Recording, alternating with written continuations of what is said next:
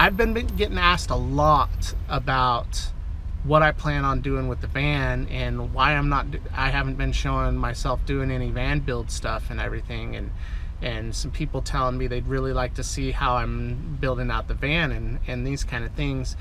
For the day I break these chains, I'm bound for the life of the simple things.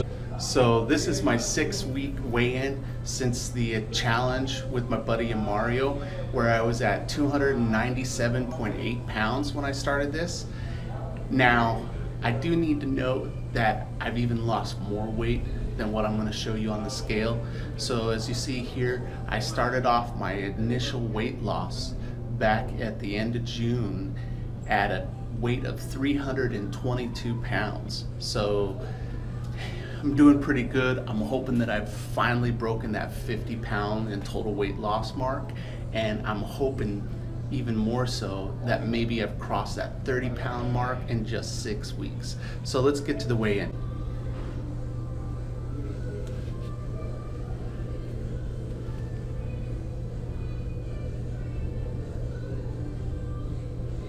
$269.2 pounds. So that's awesome. I finally broke across that 270-pound mark. So now I'm weighing in at just 269.2 pounds. That's not quite 30 pounds since the beginning of this challenge, but it's getting really close, and that's awesome for just 6 weeks. The exact weight loss I'm looking at is 28.6 pounds since I started to do time restricted eating and intermittent fasting. I'm now under 270 pounds, but I'm slowing down, way down on the weight loss, and there's a couple of reasons for that. First of all, I knew it would, just because everything starts to plateau. No matter what you do when you're trying to drop weight, you're gonna have a plateau. That's partly why I didn't try to change too much, because I knew it would plateau and I would need to do more to keep the weight loss going. So I'm not surprised about that, but I'm not sure how much it is me plateauing or how much it is that I haven't really been sticking on the routine as well as I was. I'm finding myself sometimes eating a little too late because I get busy working, and so I end up, you know, later than I should be eating. And then also, you know, in the last week, I kind of fell off of how I was eating. I have a little bit of a thing. I noticed that I think I kind of emotionally eat, and I ended up losing a friend this last week, and so I kind of, I don't know, I guess had a few cheat days. So it's not a surprise that things had slowed down for me. So because they've slowed down, I'm gonna go ahead and I'm gonna start lifting weights. I'm gonna be trying to do the weightlifting tied in with a high intensity interval training sort of thing, so that I'm basically lifting weights so that I get that strength training benefit, but also that high intensity benefit that will help spike HGH even a little more. And then also it kind of converts your body over, both strength training and, you know, high intensity training. There's all kinds of ways you can do high intensity, but the best is actually with some kind of resistance and strength training. So I'm gonna be doing that here soon, and I'm hoping that'll help kind of accelerate the fat loss, since it upregulates beta oxidation, and that's how we burn fat. It's kind of all I want to say there. I started a new channel called The Challenge, and I'm gonna start doing some videos over there talking about what I'm doing more. I'm not really gonna do a whole lot here anymore. And so if you want to go and check out The Challenge, I'm going to put a link down below in the description. You could probably also find it by doing a YouTube search if you happen to be on the TV or whatever, because I understand some people that watch on the TV can't click links or anything. So if you want to do like a search for The Challenge in like quote marks, and then intermittent fasting and time restricted eating. That should bring up the channel that I'm doing over there. I happen to be still in San Diego here. I'm getting better and better at this petitioning thing, which means I'm making a little more money all the time, which is really nice. I've been hitting Planet Fitness for the showers again and everything. I think I said something about that last week. My back is feeling worlds better. I can tell it's still not all healed up. I do have a little bit of issues sometimes when you know, I can feel when I'm doing the stretches and everything that the doctor put me on, but for the most part it's feeling really good. I'm not taking any kind of painkillers or muscle relaxers or anything, and I haven't been for a couple of weeks now, you know. But to really get back to what's been going on with van life, I've been getting asked a lot about what I plan on doing with the van and why I haven't been showing myself doing any van build stuff and everything, and some people telling me they'd really like to see how I'm building out the van and these kind of things. And I really haven't done much of anything since the very beginning. I do have a solar panel now that I can help keep the battery charged up if I'm not driving around, along with a relay slash battery isolator that switches it automatically back and forth between the starter battery and the my coach battery that I use. I guess I'll call it a coach, the second battery that I use for charging my cameras and my phone and stuff like that.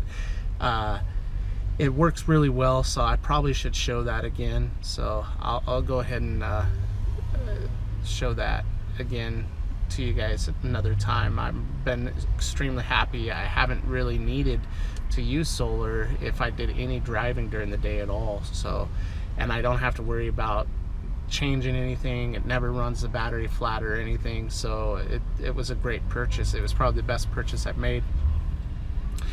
Now, I'm really unsure about the van. That's why I haven't really done anything. It hasn't really been giving me any substantial problems or anything. It's just a high mileage van, and really at the time when I bought it because it was the cheapest thing I could find that I thought could work for me and everything. And I didn't necessarily buy it for something that I wanted to use long term, and it was kind of in a rush situation when I had to split up, you know. If I was going to do a van build, what I wanted to do an extended van. It would be the Dodge, because I like how square it is. I think it would be easier to do a build inside the Dodge, you know, a 98 to 2003, which is what I have, but I wanted the extra 2 feet that the extended version has, and I would want it to be a 3500 so I could have more weight in there. Although this van does say that I should be able to have, you know, a 2200 pound capacity. So, you know, maybe I'll go ahead and see about maybe building this van out, doing a build in this van. But I really wanted to save my money, take care of all my health stuff, and start developing a fund to get back out on the road. I was really starting to feel like maybe I needed to give up on this whole thing and get back to a regular 9 to 5. I really appreciate Vince, who told me about this petitioning job, since it's a temporary thing. I don't have to tell anybody that pretend like I want to stay forever. Plus, it does have a good earning potential. I'm not as good as I'd like to be, so I'm not doing as well as I see some of the other people doing, but I'd like to get there and everything. But to get right back on the van thing before I kind of wrap everything up, on the van, I'm really wanting to find somebody in this area here in San Diego that's a really good mechanic. I need a really good mechanic that can go over this van, tell me where it stands. Like, is it a situation where the van can hold up for, you know, another 30 or 40,000 miles? without any major things needing to be done to it, or am I looking around the corner at some stuff that I'm gonna have to take care of, and maybe it's not a good fit for doing a long journey? Because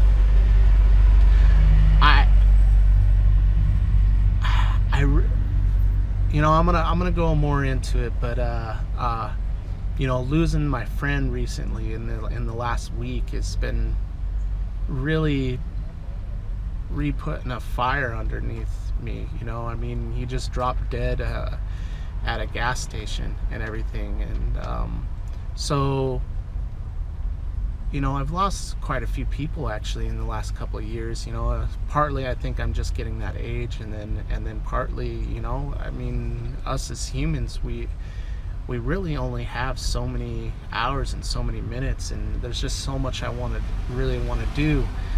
I'm gonna share some really personal stuff,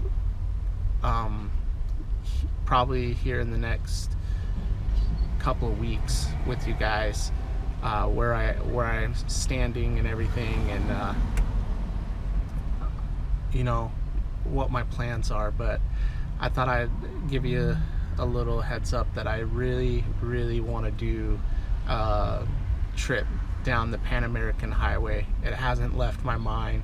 I want to do a trip from Alaska to all the way through Mexico, Central America, and South America to Brazil. Still, I think traveling on land is awesome. I mean, I wouldn't be technically overland, but I don't know what's a better term for it than calling it overland. You know, I'm not trying to go four-wheel drive through the middle of the wilderness with no roads, but I do really like the travel via highway and everything because of all the small towns you come into contact with and everything. And so I want to make that journey, and I'm trying to work on ways to make that a reality. So I'm gonna be getting into sharing some stuff here in the very near future. I'm just trying to you know, kind of you know, it's personal stuff, you know, so sometimes it's hard to share that with the world, even though I think it would be a good thing. And I really like it when I'm able to help people that have the same struggles as me. Get out there, connect with people, live your big story, and make sure you do something every single day to reduce world suck. Peace, guys. It's been a long day without you, my friend, and I'll tell you all about it when I see you again. We come a long way from where we began. Oh, I'll tell you all about it when I see